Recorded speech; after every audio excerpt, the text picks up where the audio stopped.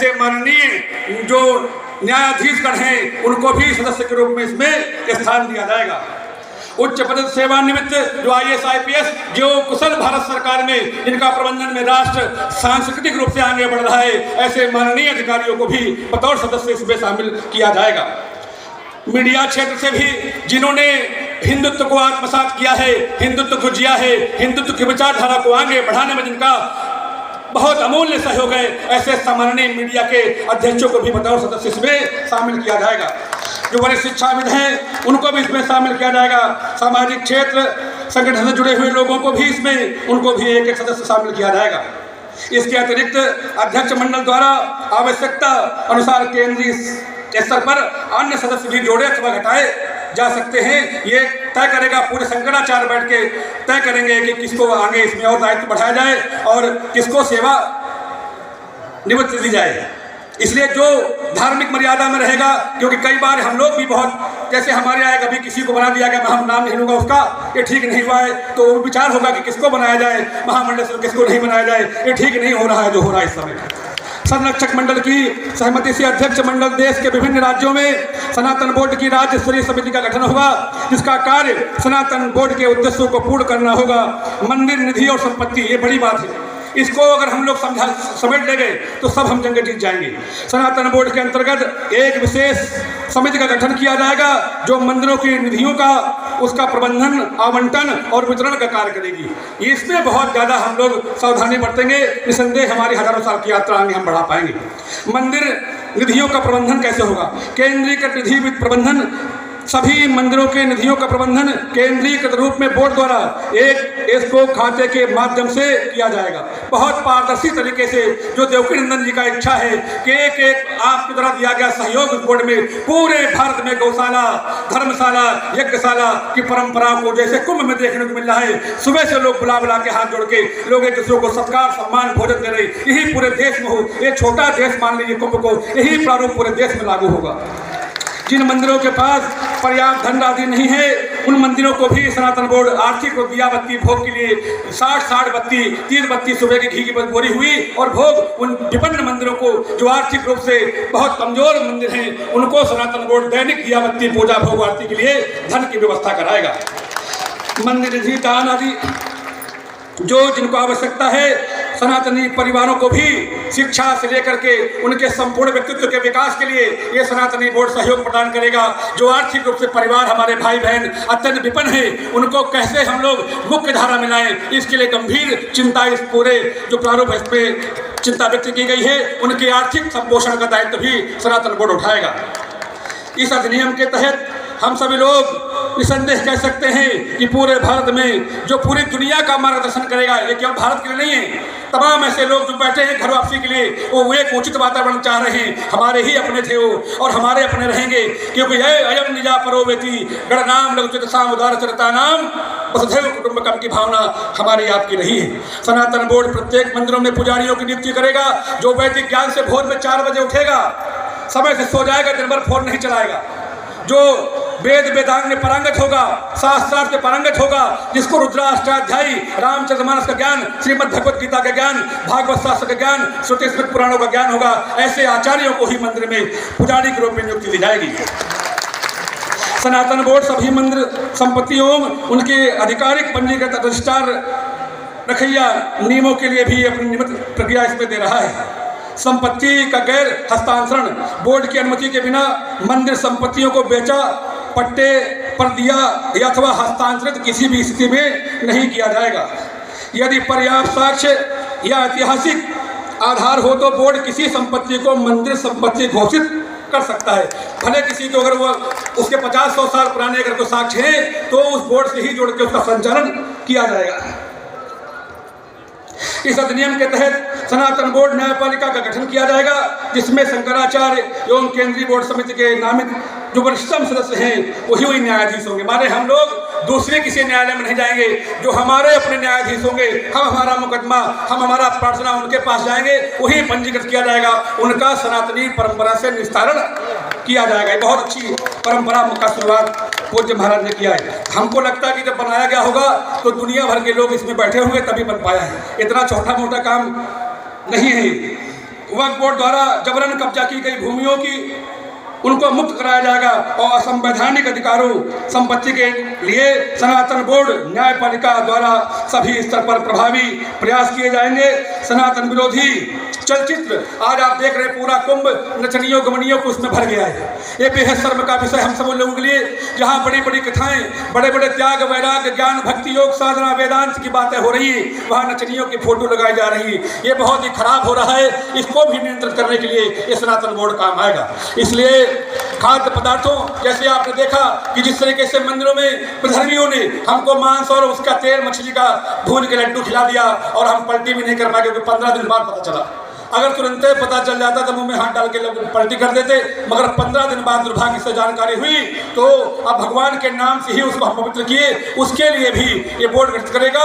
सनातनी लोग मंदिरों में सेवा दे पाएंगे, हमारी आस्था, हमारी संस्कृति, हमारा आत्म भाव, हम उसको संरक्षित रख पाएंगे। ये जब भी संभव है जब हम सनातन बोर्ड का गठन कर पाएंगे। तब सुरक्षा के उपाय क्या होंगे?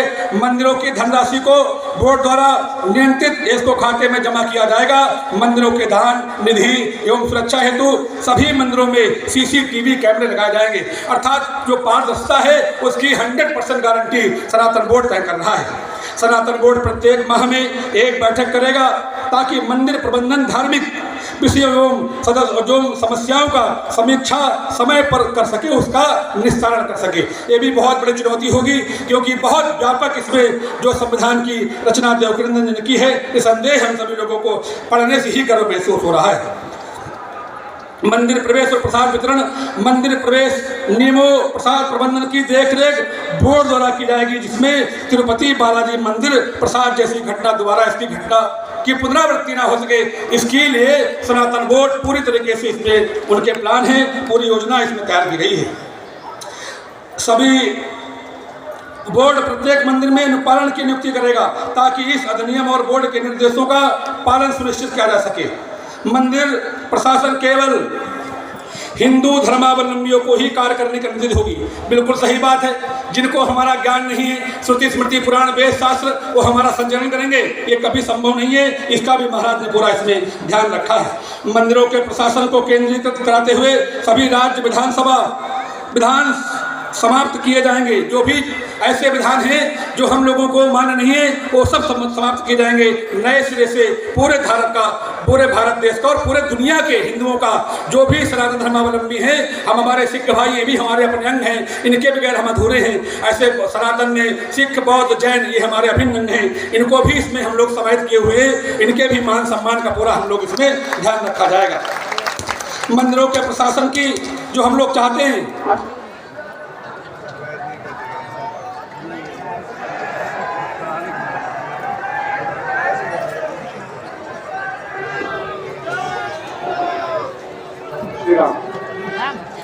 मंदिरों का परस्पर जोड़ना ये बहुत बड़ी बात है, क्योंकि हमारे बगल में किसका मंदिर है ये हमें जानकारी नहीं। धर्मियों के कितने मस्जिद हैं उनको पता है, कितने चर्च से उनको पता है।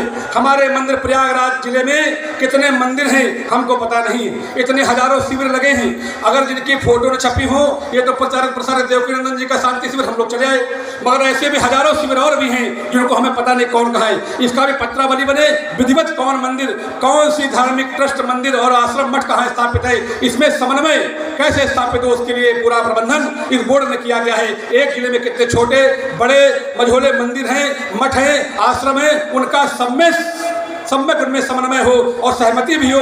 अगर किसी मंदिर में किसी प्रकार का धर्मियों द्वारा आक्रमण होता है तो सामूहिक रूप से उसका प्रतिकार करने के लिए सब खड़े हो। इसके लिए मंदिरों में, मठों में, आश्रम में समन्वय की बात भी इसमें की गई है।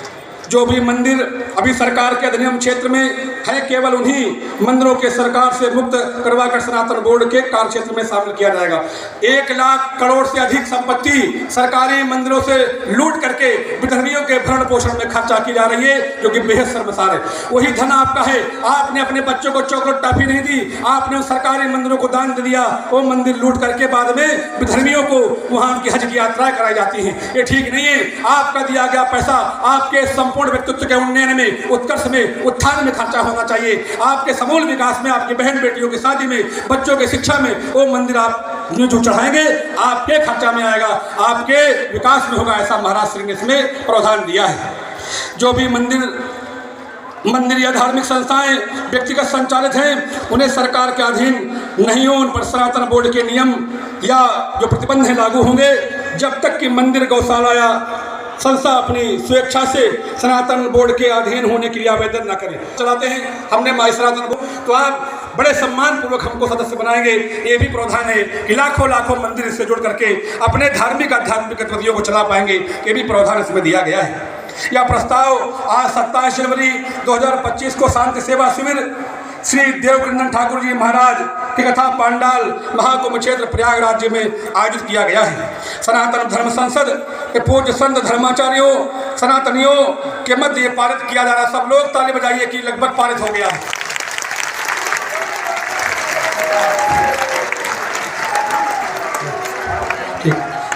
अब हम लोग कुछ एक बात करके अपनी वाणी को विराम करेंगे। बहुत पूरे भारत के कोने कोने से संत महात्मा साधु महामंडलेश्वर आचार्य जगत गुरु इसमें उपस्थित हैं, इसलिए आज हम व्यक्तिगत रूप से कहना चाहूँगा कि जब हमारे पूज्य देवकृंदन ठाकुर जी महाराज सुदूर अमेरिका से लेके इंग्लैंड से लेके और पूरे कनाडा 7 महाद्वीपों में सनातन धर्म का संगठनात कर रहे हैं, तो हम सभी लोगों को आर्थिक रूप से, मानसिक रूप से और शारीरिक रूप से हमको तीनों प्रकार से महाराज को इसमें सहयोग देना होगा।